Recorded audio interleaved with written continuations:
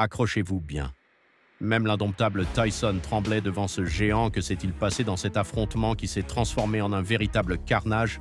Continuez à regarder pour le découvrir. Tyson fut impressionné par la force de ce géant. Mike Tyson, l'un des boxeurs les plus durs et les plus brutaux de l'histoire du sport, était connu pour ses knockouts qui paralysaient ses adversaires de peur et suscita de grandes émotions chez le public au sommet de sa carrière. Toute la division des poids lourds tremblait à l'idée même de l'affronter sur le noble ring. Mais ce que peu savent, c'est qu'il y avait un adversaire aussi respecté et redouté que le propre Iron Mike. Il s'agissait d'un impitoyable maître des poings qui ne montrait ni merci ni pitié envers ses adversaires. Son nom était Donovan Ruddock. Installez-vous confortablement car ce voyage dans le passé commence ici en 1991, le 18 mars. Tyson a frôné son destin sur le ring du casino Mira Chatan à Las Vegas. Nevada, son objectif était d'être le dernier homme debout dans son combat contre Donovan Ruddock. Tyson, reconnu comme le principal prétendant des poids lourds par le Conseil mondial de boxe, l'Association mondiale de boxe et la Fédération internationale de boxe, se préparaient au défi Ruddock, quant à lui n'était pas loin derrière. Étant classé comme le deuxième prétendant des poids lourds par ces mêmes organisations, Ruddock, représentant Toronto, Ontario, Canada, avait un impressionnant palmarès professionnel de 25 victoires, dont 18 par knockout, avec seulement une défaite préalable et un match nul controversé. Cependant, les 39 victoires de Tyson, dont 35 par knockout et seulement une défaite préalable, le maintenaient comme le rival à battre. Du moins statistiquement, Ruddock est entré sur le ring avec une grande confiance, croyant être le seul combattant capable de vaincre Tyson à son meilleur moment avec Richard. À ses côtés, sur le ring, Tyson et Ruddock ont commencé leur affrontement dès le premier round. Tyson a pris l'initiative, lançant un coup de gauche qui a brisé la tension initiale. Son agressivité est rapidement devenue évidente, donnant le ton du combat. Ruddock, de son côté, a tenté de répondre avec quelques combinaisons de coups. Cependant, son succès fut limité. Au début, il semblait avoir du mal à faire face à l'offensive de Tyson, et les accrochages devenaient un signe de son incapacité à répondre aux coups que Tyson lui infligeait pendant ce temps. Tyson était implacable, connectant des coups durs à gauche et à droite. L'agressivité de Ruddock tardait à se manifester, et Tyson semblait avoir le contrôle du combat dans le deuxième round. C'était le droit de Tyson qui ouvrait le bal après quelques secondes, et seulement quelques coups, Ruddock goûta à quel point le tapis était confortable, en tombant bruyamment assis dessus. Le Titan Khan se releva immédiatement, mais c'était un renversement clair, dû au coup de gauche puissant qu'il avait reçu avant sa chute. Sainte commença le compte de protection, tandis que Ruddock marchait perturbé, n'arrivant pas à croire ce qui venait de se passer après le compte réglementaire de le combat repris. Tyson savait ce qu'il faisait en provoquant son adversaire lors de leur première confrontation. Tyson lança un direct du droit au menton confiant dans ses capacités.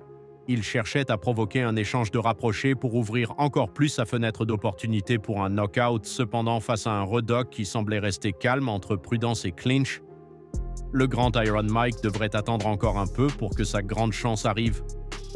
Au 13 round, Ruddock tenta de mettre un peu de distance entre lui et Tyson en étendant son gauche, mais sans succès. S'il lui était le prédateur, Tyson était la proie qui attendait derrière la mire de son fusil, prêt à exécuter le tir parfait. Cependant, pour ne pas s'ennuyer, il tirait précisément ses poings sur sa cible, avec toute l'intention de lui faire mal.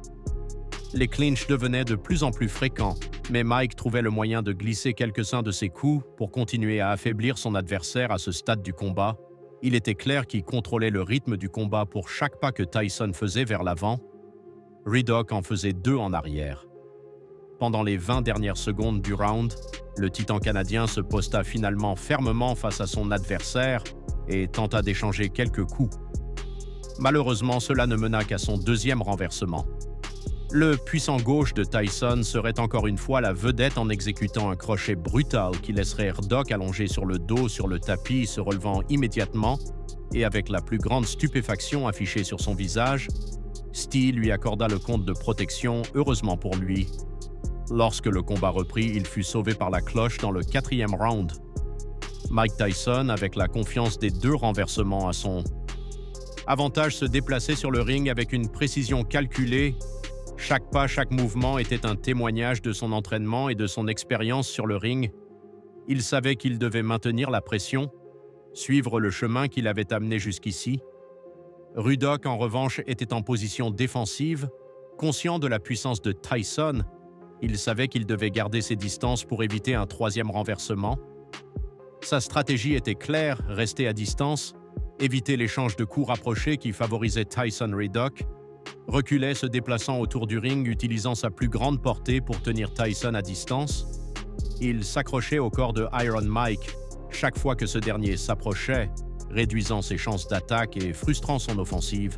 C'était une tactique risquée mais nécessaire. Étant donné la situation, la tension sur le ring était palpable. Les spectateurs observaient, en retenant leur souffle, conscients qu'une seule erreur pouvait changer le cours du combat. La question qui restait en suspens était combien de temps Ruddock pourrait maintenir cette stratégie défensive. Tyson, cependant, ne se laissait pas frustrer. Il gardait sa composture. Son focus, il savait que son opportunité viendrait, il continuait de presser. Cherchant cette faille dans la défense de Ruddock, ce moment d'inattention qui lui permettrait de porter le coup décisif au 5e round, juste après le coup de cloche d'ouverture, il recula jusqu'à heurter les cordes. Il tenta de neutraliser l'offensive de Tyson avec de faibles combinaisons, mais sa droite était incapable de causer des dégâts significatifs et sa gauche ne pouvait pas tenir à distance son chasseur très longtemps. Chaque coup que Tyson portait sur lui faisait des ravages. Il savait bien qu'il devait travailler à affaiblir son adversaire s'il voulait une victoire même relativement précoce encore en costume. Presque Ruddock voulut faire le coq en posant son poing gauche sur le front de Tyson, un acte de provocation qui manquait de respect à son adversaire et qui, dans le noble art des poings, tend à se payer très cher. Avec le temps contre lui, le titan canadien fut sauvé par le son de la cloche une fois de plus, au 6e round, dès que la cloche sonna. Tyson se jeta sur Ruddock avec la force d'un train déchaîné, le poussant jusqu'à le faire heurter contre les cordes. Les provocations précédentes avaient eu leur effet, et maintenant l'offensive de Mike était plus tenace que jamais.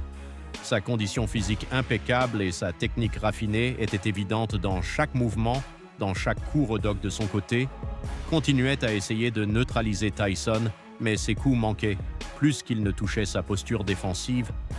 Bien que technique ne semblait pas suffisante pour contrer l'offensive de Tyson, lorsque Mike se positionnait devant lui, le scénario devenait véritablement terrifiant. La tension était palpable aussi bien sur le ring qu'entre les spectateurs. Les enjeux étaient élevés et tous commençaient à compter les secondes jusqu'à la chute du petit coq canadien. Les chances semblaient pencher en faveur de Tyson, mais en boxe, un seul coup peut changer le cours d'un combat. Il s'agissait d'un combat programmé pour 12 rounds, mais la fin semblait de plus en plus proche.